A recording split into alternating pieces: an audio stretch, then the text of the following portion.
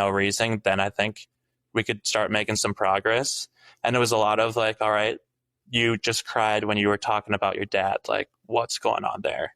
You just cried when you were talking about like your sister. What's going on there? And then that's where I'd be like, well, then I'd have to look inside, like, well, I probably cried because like I don't have a great relationship with my dad, or like my sister went through all of this when I was apart, or like when I wasn't living with her.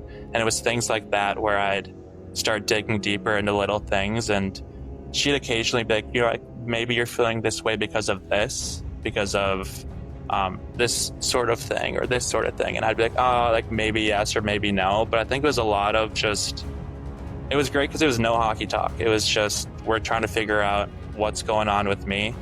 And like the timeline, getting back into the game was absolutely like nothing that she ever brought up. It was probably 2 months into going to see her, and I was like, you know what? Like, I'm actually kind of looking forward to getting back on the ice. And she never pushed that once, which was pretty incredible.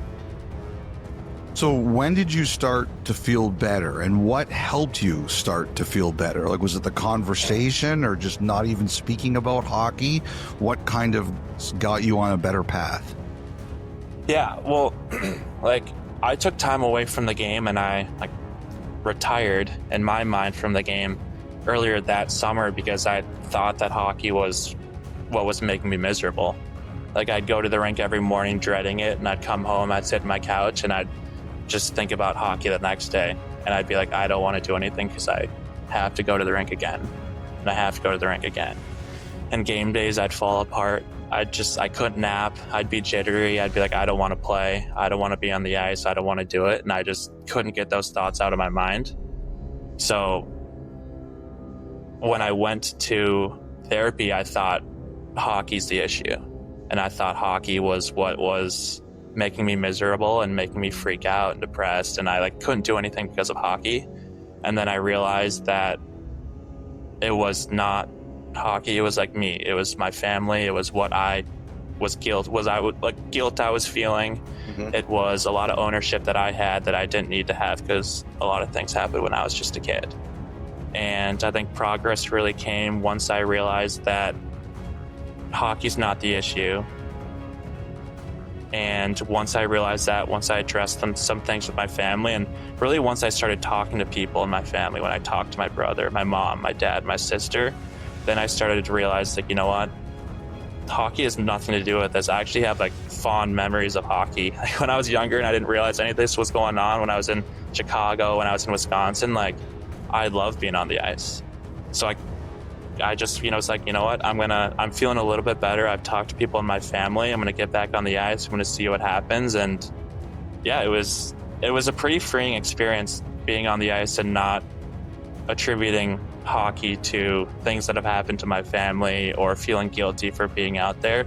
It was just like, I can just separate myself from that now. Like, I can just be on the ice, and like, this game isn't the reason why I'm going to get off and be miserable later. Like, I can play hockey, I can get off the ice and actually like feel good about my day. Nice.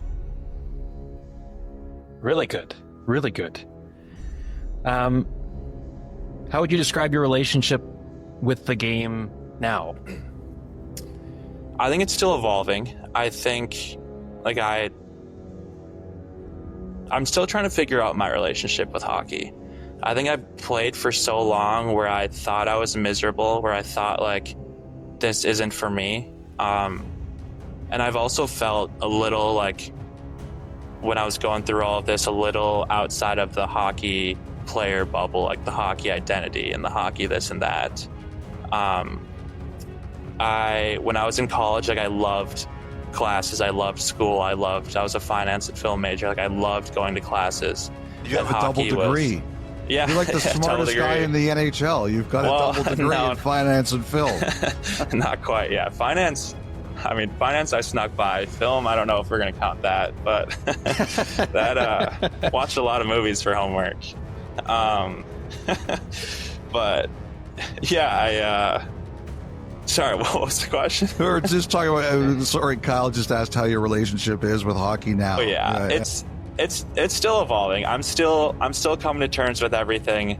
I think one thing I realized was once I got back into hockey and I let Nashville, Milwaukee know I want to come back, but it's still going to take some time. They sent Boro down to train with me one-on-one for however long I needed. And I didn't know a lot about Boro's story, and meeting with him and grabbing lunch with him and having him just beg me on the ice for an hour every morning at 8 a.m. was something special. But I hadn't skated really. I skated once from June to October or November, and then I show up and Boro's there. So you know what? Let's get on the ice. And I remember the first shift the first practice I had with him, we were just skating nonstop for 3 minutes around the ice, doing certain edge work things. And I think by the third minute or the third lap, my legs were locked. I couldn't move. I could barely breathe. And he was like, "That's sneaky hard, right?" No, it's just extremely hard. I am dying. But I think I got back into it pretty quickly. I don't know. It was really nice having him there. He's away from his family. He didn't have to do that, and he came down to Milwaukee. He was living in a pretty brutal hotel next to the rink. I don't know if he had a car, or he had a car there, but you don't want to be in Milwaukee when you're away from your family. You could be in Nashville, just one-on-one with me every day. It was a lot to ask, and he was great. I learned a lot about his story. He was taking care of me, and it's something I'll always be thankful for. And I know I talk about my agent being a big person, the therapist being a big person, and getting me back into the game, but I think Boro really was the final piece that was hockey's got great people. He's there for me. He cares about me and his organization, and he was a big reason why I wanted to get back into the game. Even once I was out there touching the puck, he was the final piece in saying, "You know what, I'm gonna be ready." So that last answer will not be sponsored by the City of Milwaukee Chamber of Commerce. Yeah, well, I love it. He's a Mechlin man. He can say that. Yeah, I love Milwaukee. I absolutely love it. I'm here year round. It's great, but I think there are probably better places to spend it than one-on-one with a recently depressed hockey player in the city of Milwaukee when it's gloomy and there's maybe one day of sun out in a week.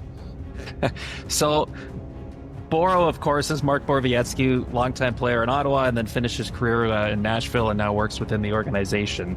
He said that he was once you got on the ice, he was actually quite, after, learning about your story, he was very impressed with just how quickly you looked good on the ice again after you both got out there. And he said he was very envious of some of the things you were able to do because, as he said, he would put some tough drills on there and all the hours you guys spent on the ice. So what was the toughest thing that he had you do? That first day was horrible. I remember getting off the ice, probably crawling off the ice that first day and thinking what am I doing? Why, what is going on here? How am I going to get through this? The second day was fine, but about a week into him and I on the ice one-on-one,